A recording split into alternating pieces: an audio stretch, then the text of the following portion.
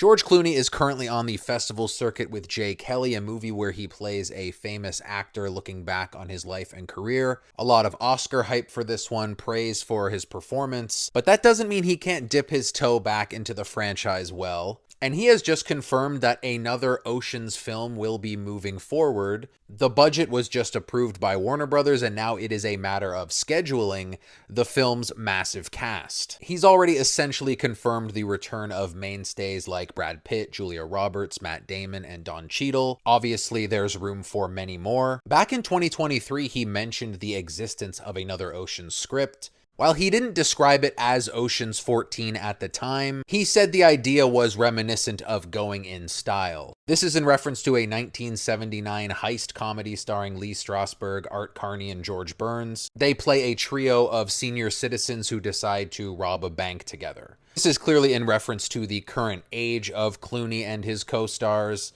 It's been nearly 20 years since Ocean's 13. But with some slots up for grabs on the team, I think this is a great opportunity to fold in the Ocean's 8 gang. The 2018 spin-off starring Sandra Bullock as Danny Ocean's younger sister Debbie. Now that movie clearly implies that Danny Ocean has since passed away, but it's not hard to imagine that this could have been faked, and you could play with the timeline mechanics and reunite the Ocean siblings. And the movie was generally well liked. It made $300 million globally, so if we're not going to get a direct sequel, at least some of the characters carrying over would be pretty cool. The biggest hang-up to this is if trilogy director Steven Soderbergh is returning. It's looking like David Leitch, director of recent films like Bullet Train and The Fall Guy, is being brought on to helm the project, which could start filming early 2026. This is like an overload of information, obviously very exciting, but several caveats attached. But what do you think about bringing the gang back together for Ocean's 14?